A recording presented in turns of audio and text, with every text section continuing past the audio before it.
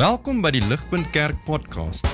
As Ligpunt Gemeente is dit ons begeerte om God te verheerlik deur disippels te wees wat disippels maak en 'n kerk te wees wat kerke plant. Geniet hierdie week se preek.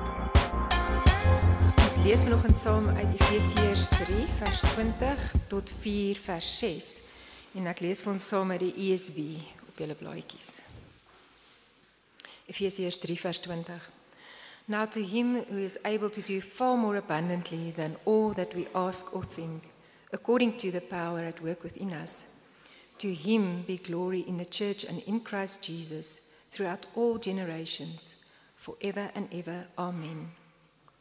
I, therefore, a prisoner for the Lord, urge you to walk in a manner worthy of the calling to which you have been called, with all humility and gentleness, with patience, bearing with one another in love, eager to maintain the unity of the Spirit in the bond of peace. There is one body and one Spirit, just as you were called to the one hope that belongs to your call. One Lord, one faith, one baptism, one God and Father of all, who is over all and through all and in all. Vriende, ek dink julle sal almal mee saamstem net dat die woorde wat ek en jy gebruik is belangrik vir die eenvoudige rede dat die betekenis van goeders in hierdie lewe word eintlik al van woordjies opgesluit, nê? Is dit die manier wat ek en jy sin maak van alles, is ons het woordjies waarin betekenis is wat ons help sin maak van alles in hierdie wêreld, maar woorde is ook nogals glipperig. En vir daai rede is woorde nogals gevaarlik, want woorde is nie staties nie. Nee, woorde wat ek en jy vandag gebruik het hierdie subtiele geneigtheid om oor tyd so klein bietjie te verander, om 'n tipe van 'n gedaanteverwisseling ondergaan. Verskillende mense in verskillende tye en in verskillende kontekste gebruik baie keer dieselfde woord, maar daai woord kry later amper 'n ander betekenis. Daar's 'n boek wat so, ek weet nie hoe lank terug uitgekom het nie, deur 'n Suid-Afrikaanse ou dokter André Prinsloo. Die boek se naam is Die Dief aan die Kers. En dit is 'n tipe van 'n woordeboek, maar dit is fascinerend. Wat hy doen is, hy gaan en hy vat 1000 woorde, letterlik 1000 woorde in Afrikaans, en dan wys hy hoe daai woorde oor tyd eintlik hulle betekenis het heeltemal geskuif, en dit het verander. Twee snaakse voorbeelde wat ek raak gelees het. Die een is, hy verwys na die woord ambisie. Hy sê ons almal weet wat ambisie is. Ambisie beteken hierdie strewe, hierdie dryf wat iemand het om sukses te behaal. Maar hy sê daai woord oorspronklik het verwys na 'n persoon wat van huis tot huis gaan, deur tot deur klop en gebedel het. En dis interessant, dit beteken dat daai woord het eers oor tyd, wie weet hoe, het hy eintlik presies nou beteken hy die teenoorgestelde van wat hy oorspronklik beteken het. 'n ander woord sê hy wat ook so gedaanteverwisseling ondergaan het, is die woord kandidaat. 'n Kandidaat is gewoonlik gebruik ons dit in 'n politieke konteks waar iemand hom of haarself beskikbaar stel, verkiesbaar stel vir 'n politieke posisie, 'n politieke party. Daai woord kandidaat oorspronklik het verwys na iemand, dit was in die politieke wêreld, maar dit was na iemand in die Romeinse ryk wat wit klere aangetree het. Die woord kandidaat letterlik beteken iemand wat wit klere dra. En die punt van die wit klere is dat dit jou integriteit en jou reinheid, jou morele suiwerheid het dit gesimboliseer. Nou weer eens, sorry as jy dalk 'n politikus is, maar dit is nie heeltemal die eerste ding wat die meeste van ons aan dink as ons dink aan die idee van 'n politieke kandidaat. En nou ek wil vir ons vanoggend, vriende, nog so 'n voorbeeld gee van 'n woord wat gemorf het, 'n woord wat se betekenis verander het oor tyd. Hierdie kom nie van Dr. Prinsloo af nie, hierdie is my eie ene. En dit is die woord kerklidmaatskap. Die woord kerklidmaatskap. Ek dink wanneer die gemiddelde persoon daar buite, en as ons moet eerlik wees met onsself, ons ook, dink aan kerklidmaatskap, dan dink ons aan daardie woord in die organisatoriese sin van die woord. Wat ek daarmee bedoel, is ek en jy dink oor kerklidmaatskap soos wat ons dink oor om lidmaatskap te hê by jou local gym, by Virgin Active. Of ons dink aan dit om lidmaatskap te hê dalk by Pretoria Country Club. Dit is hoe ons baie keer oor dink. Dit is iets wat goed is, dit is iets wat belangrik is, maar dit is iets wat in wese eintlik onpersoonlik is. Kerk is maar net nog 'n instansie wat ek aan behoort, maar dit is eintlik iets op my terme. Ek is eintlik in wese 'n verbruiker van sekere goedere en van sekere dienste, maar my lidmaatskap is geskei van my diepste wese. Ek kan in 'n mate vanaf die kerk half 'n arm afstand hou en net indip wanneer ook al ek dit so bietjie in my lewe nodig het. Maar vriende, oorspronklik wat daardie woord lidmaatskap, kerklidmaatskap beteken, Bybels gesproke wat dit na verwys, in die eerste plek mees fundamenteel, is nie iets organisatories nie, maar iets organies. Om 'n lidmaat te wees, is in die eerste plek om 'n ledemaat te wees. Ek weet nie of jy dit besef nie. Dit is hoekom veral die Engels help ons hier. Om 'n church member te wees, is om 'n member of a body te wees. 'n liggaamsdeel te wees. Met ander woorde, vriende, oorspronklik is die idee van kerklidmaatskap in sy diepste sin van die woord persoonlik. Jy kan nie as 'n lidmaat armafstand hou van jou kerk nie, want per definisie is jy die arm. Jy is deel van die kerk, jy is deel van die liggaam van Christus. En dit is wat ons mekaar aan wil herinner in hierdie kort volgende 3 weke in Efesiërs hoofstuk 4. Ons, soos ek gesê het, gaan kyk na Efesiërs hoofstuk 4. Ons gaan dit doen oor 3 weke. En hierdie is my groot gebed. Hierdie is soos die teses van hierdie kort reeks.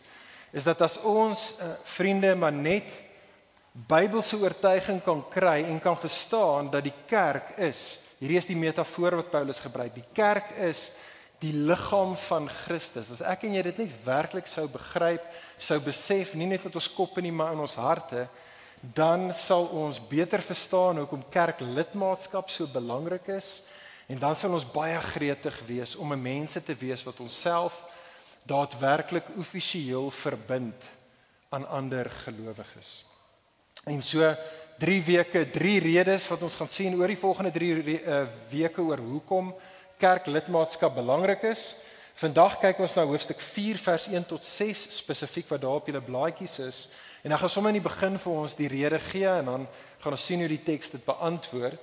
Maar die eerste rede hoekom kerklidmaatskap, hoekom dit belangrik is, vriende, vir ons om onsself aan mekaar te verbind, is want Efesiërs 4 vers 1 tot 6, want God het in Jesus deur sy Gees reeds ons aan mekaar verbind. En dit is wat ek wil hê ons moet sien, en ek wil hê ons moet dit sien aan die hand van 3 opskrifte vanoggend. Okay.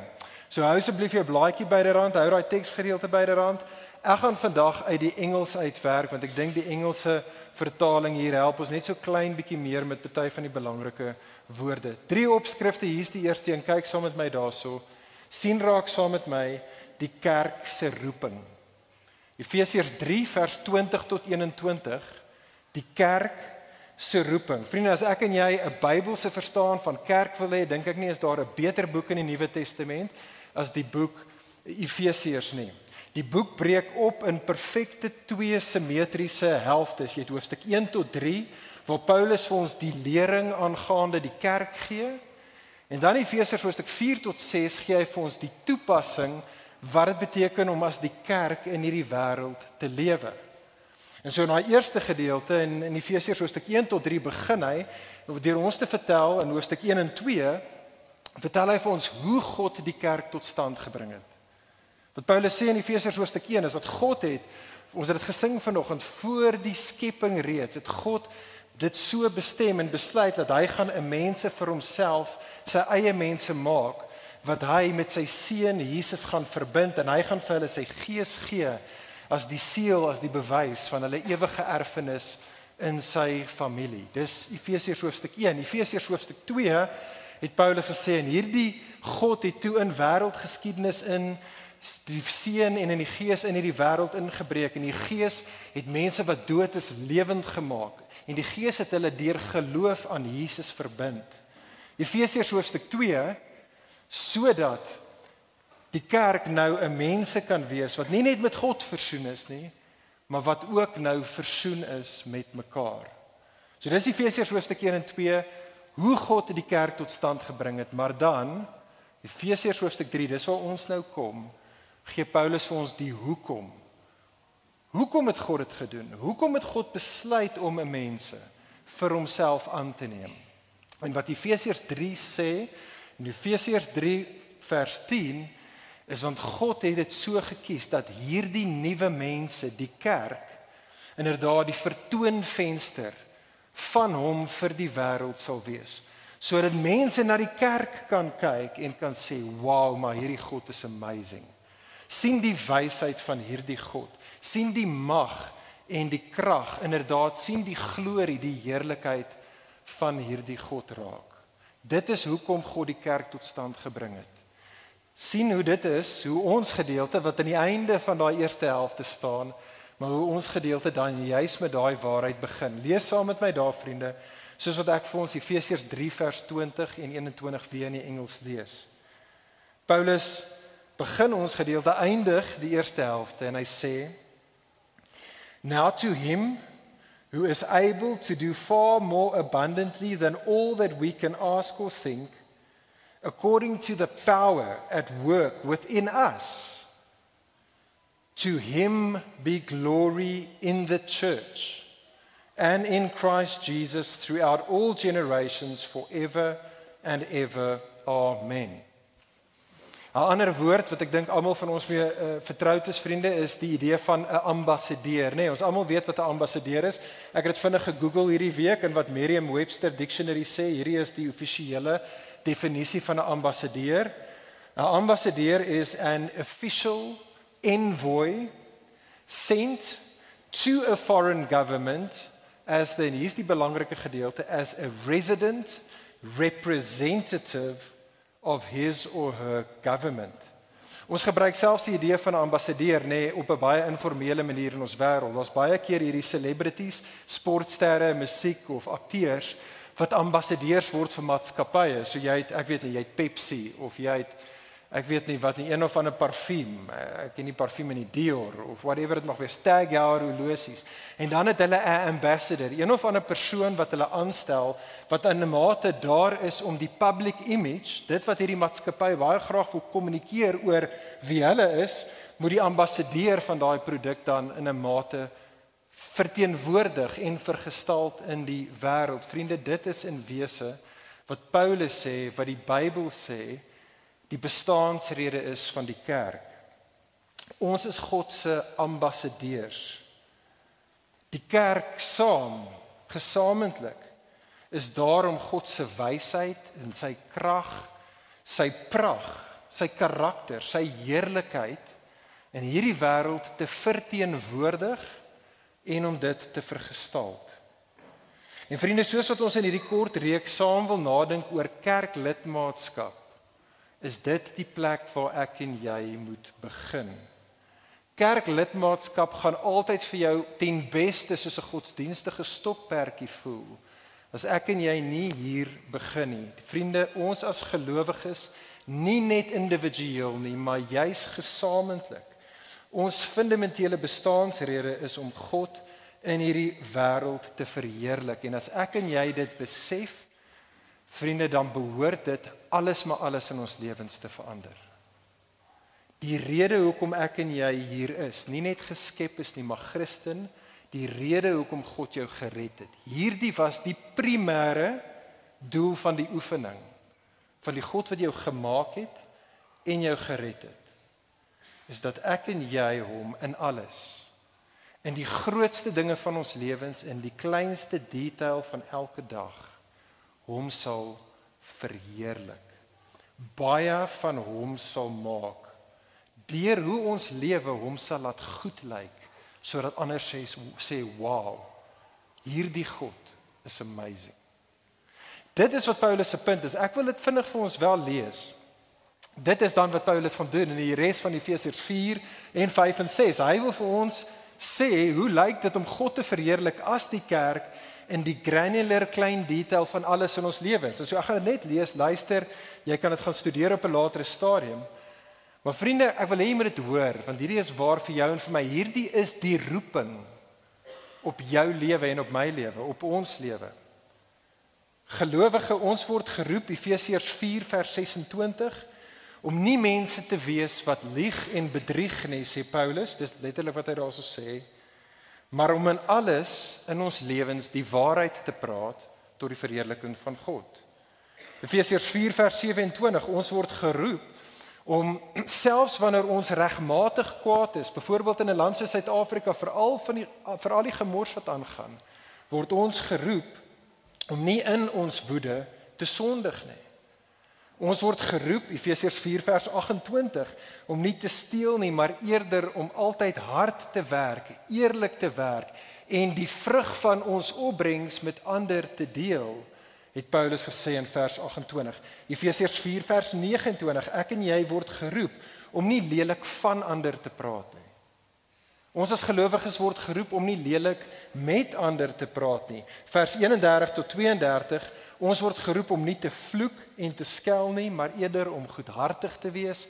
Ek en jy word geroep om vergewensgesind teenoor ander te wees. Efesiërs 5 vers 3 tot 5, ek en jy word geroep om seksuele sonde neer te lê. Ek en jy word geroep om geldgierigheid en alle forme van gierigheid, sê Paulus, neer te lê. En dan gaan Paulus aan in Efesiërs 5 vers 22 tot 33 en hy sê, hierdie roeping op jou en my lewe, dat ek en jy vir God moet verheerlik, behoort selfs tot in ons huwelike in gemassage te word. Paulus sê dit behoort te affekteer, Christen man, die manier wat jy jou vrou hanteer. Ek en jy word geroep om ons lewens neer te lê, soos wat ons vrouens dien en beskerm en die beste uit hulle uitbring. En vrouens, sê Paulus, julle word geroep om God te verheerlik deur julle lewens neer te lê, deur julle mans se nederigheid te volg en te respekteer. Paulus gaan aan, hy sê in Efesiërs 6 vers 1 tot 4, dat ons as gelowiges word geroep om God te verheerlik dan in ons gesinslewe. Kinders behoort hulle ouers te gehoorsaam. Ouers behoort nie hulle kinders te breek met hulle onredelikheid nie. Paulus gaan aan, hy gaan tot by in ons werksgebiede. En Paulus sê in Efesiërs 6 vers 5 tot 9, dat ons word geroep, hierdie is hoe ons God verheerlik by die werk. Werknemers word geroep om hulle werkgewers te gehoorsaam, om hulle werk met integriteit te doen. En werkgewers word geroep om hulle werknemers nie uit te buit nie. Nie te dink ek is in die bokant van die food chain en ek kan die ander ouens so klein bietjie uitbuit, of dit nou met hulle ure, of met hulle geld, of met wat ook al dit mag wees nie. Die punt is, vriende, hier is die punt. Ek en jy word geroep tot 'n heilige roeping. Ek en jy is geroep vir 'n bonatuurlike taak, naamlik om God in alles groot en klein in ons lewens te verheerlik. En die punt is, vriende, die persoon wat dit besef dat hy of sy kan nie dit op hulle eie doen nie. Hulle besef dat hulle het ander mense nodig. Sulke mense wat besef dit is wat hulle taak is, elke dag soos hulle opstaan in hierdie wêreld, besef, dis 'n taak te groot vir my, ek kort ander, ek kort 'n band of brothers and sisters, anders wat my kan herinner aan die God met wie ek in verhouding staan, wat my kan herinner aan hierdie roeping vir my. Ek het ander nodig om my te bemoedig en my aan te spoor. Ek het nodig om ander wat my sal aanvul.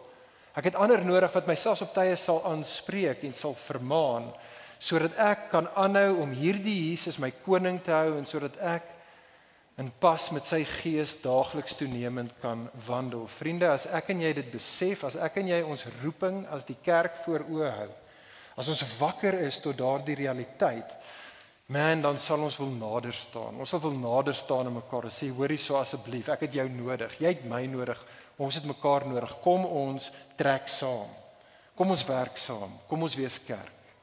Ok, dis die eerste ding wat ek wil hê ons moet sien. Hier is die tweede waarheid in hierdie gedeelte, vriende, die tweede opskrif in ons gedeelte. Kyk saam met daar in Efesiërs 4, vers 1 tot 3. As jy kyk na die kerk se roeping, sien raak saam met my dan die kerk se wandeling. Nou in 'n mate het ek nou net baie van dit vir ons sopas klaar gekommunikeer in Efesiërs 4 en 5 en 6. Want daar het Paulus in die res van die gedeelte kommunikeer hy, hoe lyk die kerk se wandeling? En daai woordjie wandel wat ons hier in ons gedeelte het, kom reg deur daai gedeelte ook voor. Maar Paulus begin reg aan die begin hier in vers 1 tot 3 van hoofstuk 4 om te sê maar hierdie is die eerste implikasie van hoe hierdie Christen kerk se wandeling lyk. Die heel eerste ding, amper soos daar in die engine kamer, dit wat gaan maak dat ons die res van die goeders in ons lewens kan doen. Die eerste ding sê Paulus daar, kyk saam met my in vers 3.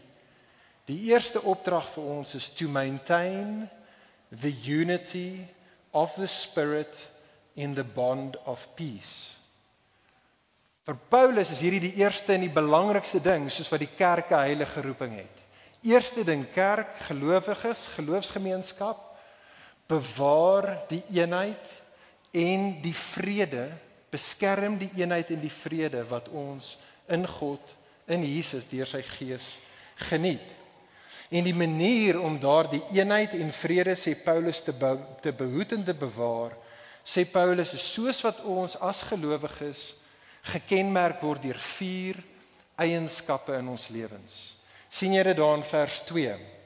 Die eerste ding sê Paulus, is dat ons as die kerk het nodig om deur nederigheid gekenmerk te word. Nou daai woordjie nederigheid is interessant. Dis 'n woordjie, dis natuurlik oorspronklik in Grieks geskryf, maar in die Griekse wêreld gebruik Grieke nooit die woordjie nederigheid in 'n positiewe sin nie.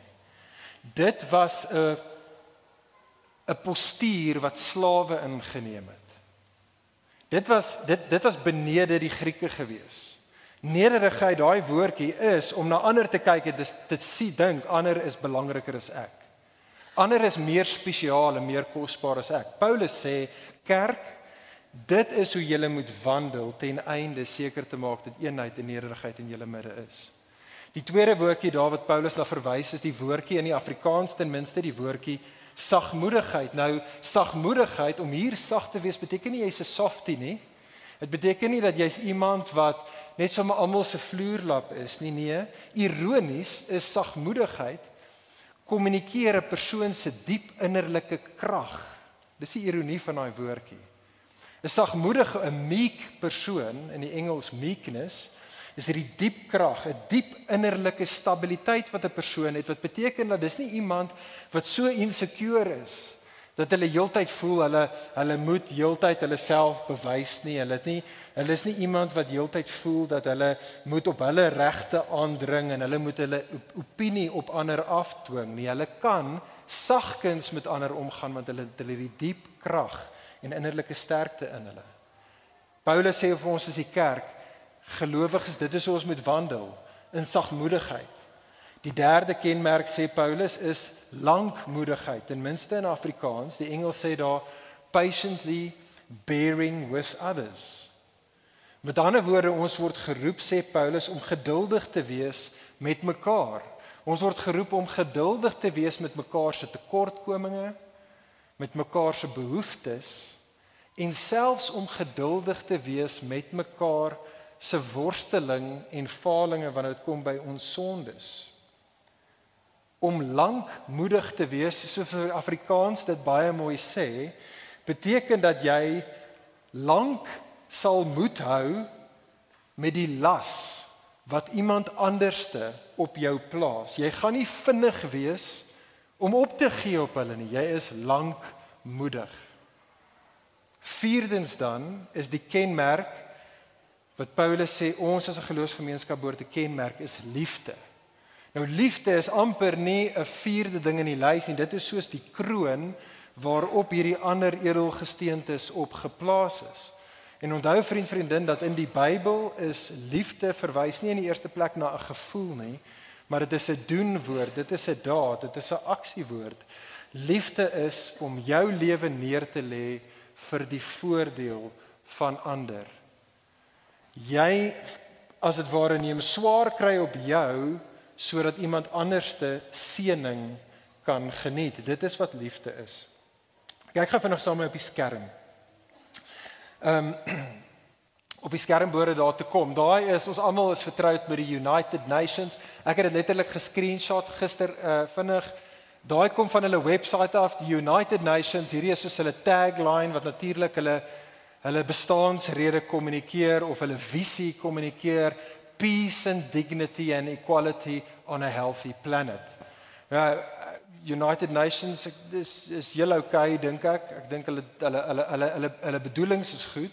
Is treffend daarsin op hulle tagline dat presies dit wat Paulus in vers 3 sê hy graag wil sien tot realisering kom, unity and peace, is presies dit wat die United Nations sê, hulle wil unity sien, hulle wil vrede sien bewerkstellig word. Maar vriende, die realiteit is net, ten spyte van die biljoene op biljoene dollars wat die United Nations elke jaar in hierdie wêreld ingooi om eenheid en vrede te bewerkstellig, met al die slimste van ouens wat die slimste van planne maak, kry hulle nie reg om vrede en eenheid tot stand te bring nie. Hoekom nie? Dis belangrik vir ons. Dis belangrik om die boek Efesiërs te verstaan. Die rede is, vriende, want die mensdom, ons as die mensdom se fundamentele probleem is nie fisies of intellektueel nie. Ons fundamentele probleem is geestelik. Die rede hoekom daar nie eenheid en vrede is nie omdat die United Nations nie weet dat as ons nederig of as ons sagmoedig of lankmoedig of in liefde met mekaar sou wandel, dat daar nie eenheid en vrede wees nie. Almal weet dit. Die punt is in van onsself kry ons dit nie reg om dit te doen nie. Dit is die realiteit. Dit is presies wat Paulus se groot argument was, of 'n gedeelte van sy argument was, in Efesiërs 2. Die punt is, sê Paulus in Efesiërs 2 vers 1 tot 3, vriende, dat die hele wêreld, almal daarin, en elkeen van ons, uit die staanspoor uit, van nature af, het Paulus gesê, Efesiërs 2 vers 1, is ons dood. Ons is dood in ons sonde en ons oortredinge. En ons is dood in ons sonde en ons oortredinge, ons wandel, het Paulus gesê, en hy gebruik dieselfde woordjie as hier in 4 vers 1, ons het uit die staanspoor uit in boosheid gewandel.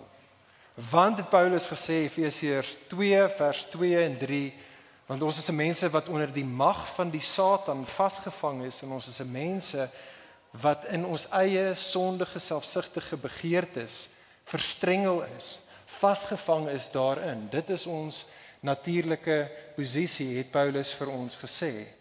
En vir daardie rede, Efesiërs 2 vers 14, is ons mense in hierdie wêreld, waar daar Paulus se taal 'n muur van vyhandigheid uit die staanspoor is tussen jou en my en tussen ons in hierdie wêreld. Vriende, besef jy dit? Dat waar ook al daar oneenheid en waar ook al daar vredeloosheid onder ons is, in hierdie wêreld en in ons lewens, kan ons dit altyd terugtrek tot ten minste een of beide daardie partye, kan ons dit terugtrek na een woordjie toe. Sonde. Dit is ons gevalle geneigtheid as die mensdom om onsself eerste te wil sit. Ons wil ons sin laat geskied. Ons wil ons eie gemak najag. Ons is liewer vir onsself as wat ons vir ons naaste is. Dit is per definisie wat sonde is. Vriende, die uiteindelike rede vir die oorlog in hierdie wêreld, soos wat ons nou sien tussen Rusland en Oekraïne, dit is die fundamentele rede vir dit. Die fundamentele rede vir die gemors in ons land, beide histories en in die hede, is sonde. Dit is die rede vir die rugstekery wat ek en jy by ons werke in die kantoor ervaar. Dit is die bottom line vir die gebrokenheid wat ons in ons verhoudings, in ons families ervaar, vir die bekleierye tussen ons en ons huwelike, as man en vrou met mekaar en ouers met hulle kinders. En vriende, dit skaam my om dit te sê, maar dit is ook die rede vir oneenheid en vredeloosheid binne in die kerk. Selfs hier binne in ons kerk op tye. Die risie en die twis en die skeiding wat Jesus se kerk op aarde so baie kere kenmerk, is juis dit. En dit is hier daar waar ons onsself liewer het as ander. Ons sin wil kry, onsself eerste wil stel. En daar is 'n mate, vriende, 'n mate waarin dit verstaanbaar is, as ek en jy hierdie muur van vyhandigheid, soos Paulus dit sê, as ek en jy dit sien in die wêreld om ons, as ons sien dat daar's oneenheid onder ongelowiges, dan is daar 'n mate van verstaanbaarheid. Maar o, vriendin, so mag dit nie wees onder ons as gelowiges nie. Dit mag nie so wees nie. Dit kan nie so wees nie. Dit was Paulus se punt deur die hele boek. God het ons, Efesiërs 2 vers 4, in Jesus lewend gemaak. Hy het ons lewend gemaak in Jesus en toe deur Jesus se kruis het hy nie net ons met God kon versoen nie, hy het die muur van vyhandigheid tussen ons en God, het Jesus deur sy kruisdood kom afbreek. Hy het dit gedoen sodat Efesiërs 3 vers 10, ons deur ons eensgesindheid, deur die eenheid en vrede onder ons, dat dit hom kan verheerlik in hierdie wêreld, vriende. Dit is hoekom God sy seun gestuur het en dit alles gebeur het. En dit dan, vriende, is die verdere rede hoekom 'n lidmaatskap by 'n plaaslike kerk belangrik is. Want ek en jy besef hoe swak ons is, selfs as wedergebore kinders van die Here. Is ons so swak en sondig en simpel op tye, dat ons besef dit is so belangrik dat eenheid en vrede tussen ons heers. Dit is vir God so 'n big deal, dat ons wil seker maak dat ons soveel as wat dit menslik moontlik is in die krag van die Gees, dat ons eensgesind met mekaar kan wees.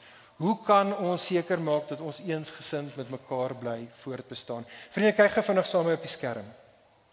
Hierdie is dit kom uit ons nuwe verbintenis uit wat ons na die vakansie so 'n bietjie na gaan kyk. Dis letterlik die nuwe verbintenis, het net 5 punte waarom ons saam rally by mekaar. Hierdie is die 4de van daardie 5 punte waarom ons saam rally.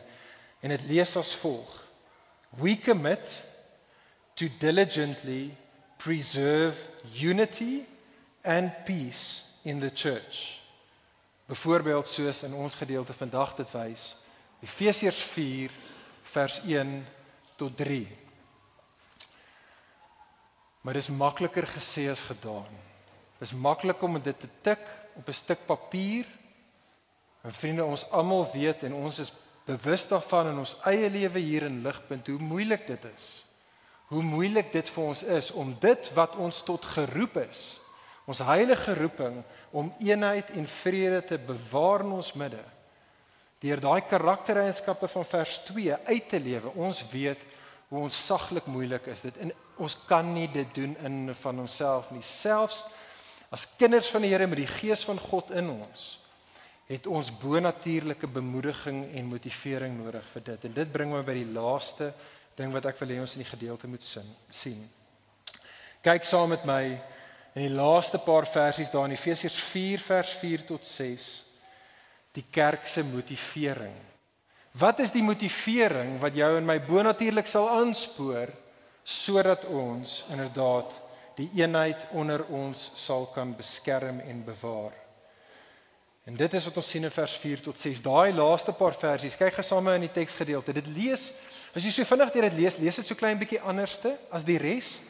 Dit is bietjie meer dens geskryf, tel jy dit op. Dit is nogal stomp en lomp amper geskryf. Meeste kundiges sal buite sê, hierdie woorde wat ons het in vers 4 tot 6, is soos 'n copy and paste wat Paulus eers uit 'n geloofsbelydenis, 'n creed van die vroeë kerk af uitgevat het.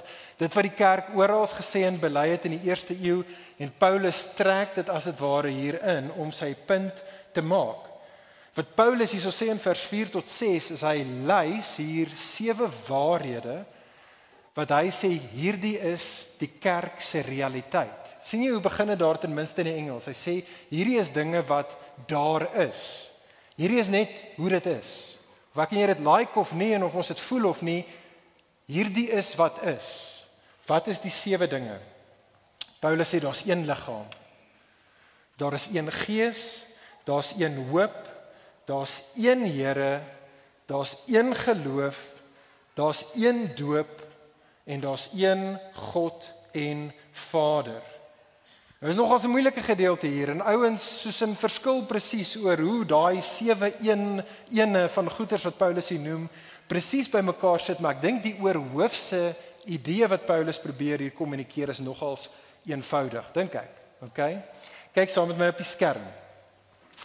Paulus se punt, dink ek hier, is die volgende. In die eerste plek wil Paulus jou en my en ons as gelowiges herinner aan die God met wie ons in verhouding staan.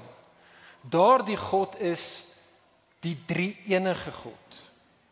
Met ander woorde, daar is een God in 3 persone: Vader, Seun en Heilige Gees. Een God, maar hierdie een God, 3 persone het verskillende rolle, maar totale gelykheid, en daardie God in 3 persone is een in wese. En Paulus se punt is eenvoudig: soos vir God, so vir gelowiges. Ja, dit is so, vriende. Dit is so dat ons vanaf ons perspektief af, soos van ons perspektief af, as ons kyk na die kerke in hierdie wêreld, dan sien ons baie verskille onder die kerk. En ja, dit is so, party kerke is 'n duideliker en 'n meer getroue vergestalting van die ware God as ander. En ook wat ons weet is dat daar is iets soos 'n valse kerk, die valse kerk. Die Nuwe Testament is duidelik daaroor. Daar's kerke wat dieselfde woorde gebruik, maar hulle is totaal en al nie in sink met die ware God wat homself openbaar het nie. Dit is so. Maar Paulus se punt is hier, is met betrekking tot die ware kerk, vanaf God se perspektief af. Vanaf God se perspektief af sê hy, is daar net een kerk. Daar's net een liggaam van Christus. Dit was sy punt in Efesiërs 2 vers 14. Daar's net een nuwe mens wat in Christus nou met mekaar verbind is. Daar's net een hoop. Al God se mense, wat God se mense is, die kerk in geheel oral, het net een hoop. Efesiërs 1 vers 10. En dit is dat alle dinge eendag onder Jesus se heerskappy gebring sal word en ons vir ewig in sy erfenis sal deel. Volgens die punt is dat daar is net een geloof. En hier bedoel die woordjie geloof die openbaring van God, daardie waarhede wat die kerk homself ombind. Die een geloof, het Paulus in Efesiërs 2 vers 20 gesê, is die openbaring van God in die Nuwe Testament apostels en in die Ou Testament profete. Dis die een geloof wat ons die een kerk het. En sê Paulus, daar is net een doop. Met ander woorde, daar is net een groep mense wat in Christus met God in 'n verbondsverhouding staan. Kyk saam met my hier na hoe John Stott, dink ek, hierdie punt vir ons mooi opsom, van vers 4 tot 6, dit behoort op die skerm agter my te wees. John Stott se punt is, hy sê dit baie mooi, dink ek, hy sê, you can no more multiply churches than you can multiply God. It is no more possible to split the church than it is to split the Godhead. En vriende, hierdie is dan hoekom die eenheid van die kerk so belangrik is, en hoekom dit so belangrik is dat ek en jy dit voor oë hou, want dit is deur te onthou dat ons reeds een is, dat ons die bonatuurlike motivering het om eensgesindheid na te jaag. Kom ek gee dit vir jou aan die hand van 'n voorbeeld. Ek en my vrou Anson doen baie huweliksberading. En baie kere, elke nou en dan kry ons geleentheid om by ander kerke so klein bietjie te praat oor die huwelik. Nou wanneer 'n paartjie na ons toe kom en hulle sukkel in hulle huwelik en daar is oneenheid en daar's vredeloosheid tussen die paartjie, deur die bank elke keer het ek en Anson met hulle altyd dieselfde gesprek. Een gesprek. Ons begin en die punt van ons ontmoeting met hulle is om hulle te herinner dat God het hulle as 'n paartjie reeds een gemaak. Dit is hoekom ons sê in Engels, it's a marriage union. Ons is in die eg verbind. Genesis 2 vers 24, God het ons reeds een vlees gemaak. Jesus stel dit op in die evangelies. Paulus in Efesiërs 5 haal daai einste waarheid aan om te sê 'n man en 'n vrou, dis iets wat God reeds gedoen het. God het hulle een gemaak. En wanneer ek en Anson met 'n paartjie sit en hulle sukkel en hulle het nie eensgesindheid nie, wat doen ons? Ons herinner hulle aan wat is hulle fundamentele realiteit. Wat is die diepste ding wat waar is van hulle? Dit is nie hoe wat tans tussen hulle aangaan nie. Dit is 'n realiteit, maar dit is nie die diepste realiteit nie. Wat waar is van hulle is nie wat hulle voel nie. Imagine hoe horrible sal dit wees as jy jou huwelik bou op julle dade en julle gevoelens. Imagine hoe verskriklik katastrofies dit moet wees. Wat ons doen is ons herinner hulle dat God het hulle een gemaak.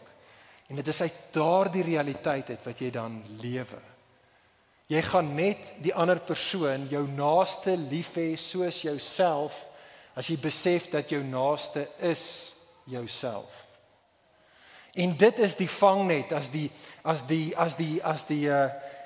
die wiele afkom en jy voel nie die dinge in jou huwelik nie en julle hanteer nie mekaar soos jy moet nie, die vangnet wat julle veilig hou is om te onthou God het ons aan mekaar verbind. Ons is een en die punt is vriende, soos met die huwelik, so met die kerk. Dit is hoekom Paulus in Efesiërs 5 die huwelik en die kerk saam sit wanneer hy die een vleespunt maak. Vir hierdie rede, die analogie werk vir ons as die kerk.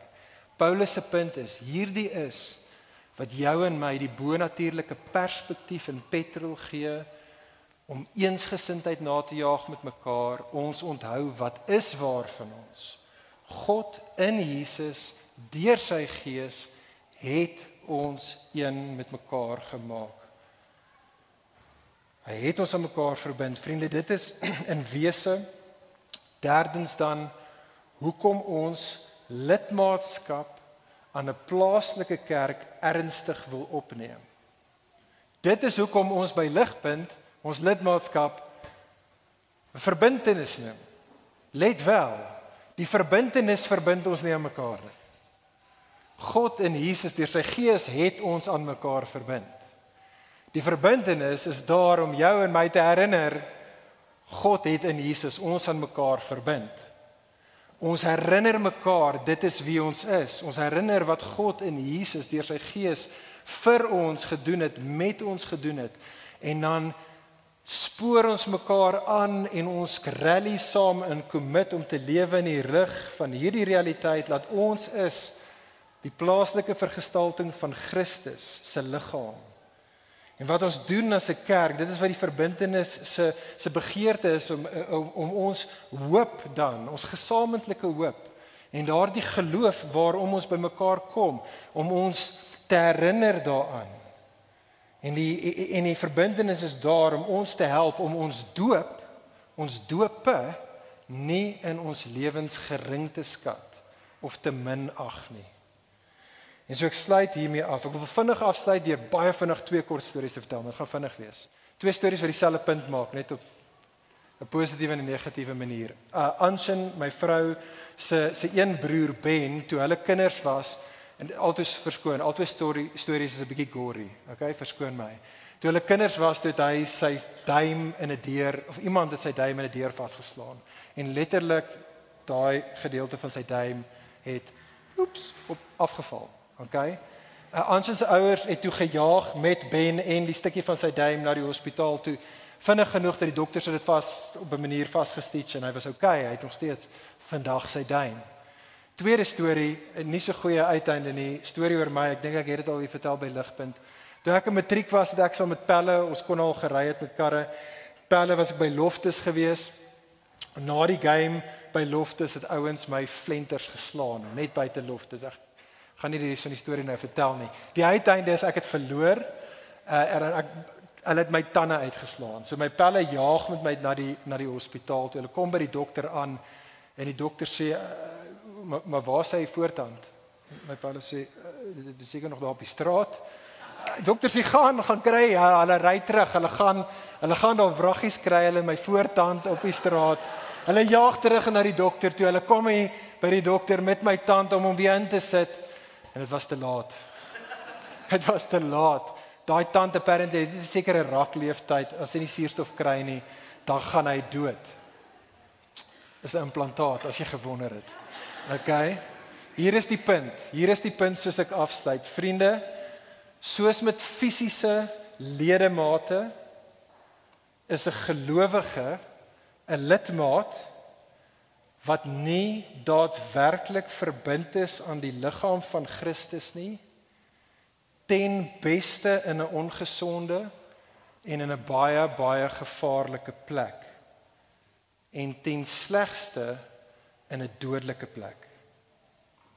'n lidmaat, 'n ledemaat. Ons, ek en jy, gelowige, vind ons gesondheid en ons krag, in feite ons vind ons betekenis slegs in verbinding en in verhouding met die res van die groter liggaam. En so kan ek ons daarmee los.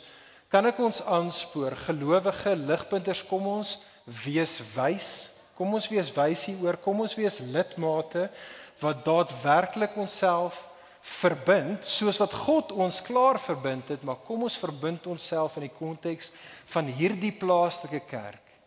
En as jy nie gemaklik voel om by hierdie plaaslike kerk pens en potjies, 'n arm of 'n been of 'n oor of 'n tand te word van hierdie plaaslike liggaam nie, dit is oukei, dis fyn, maar kry dan vir jou 'n plaaslike vergestalting van die liggaam van Christus, sodat jy daar werklik in gemeenskap met ander kan gaan lewe. Vriende, kom ons gaan lewe in die lig van die lewe wat God in Jesus deur sy Gees vir jou en vir my beskikbaar stel. Kom ons wees wys en doen dit. Kom ek bid vir ons saam.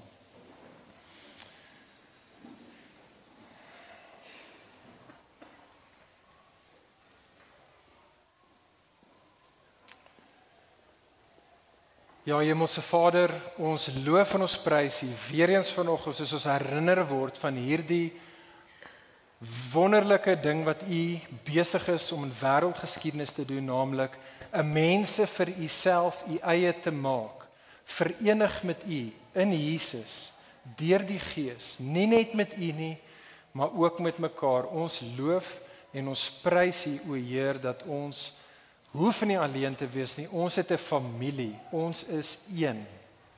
Ons loof en ons prys U vir dit wat U gedoen het, maar o Here, U ken ons swakheid en ons sondigheid, en so Here, ons pleit U om deur die Gees ons te herinner aan ons eenheid, en dat U ons sal aanvuur, om eensgesind met mekaar te lewe, vir ons eie voordeel, en ons eie vreugde, vir die verlossing van die wêreld, en uiteindelik vir U verheerliking. Ons bid dit in Jesus se goeie naam. Amen. Vir meer inligting oor Ligpunt Kerk, besoek gerus ons webwerf op www.ligpunt.com of kontak ons gerus by info@ligpunt.com.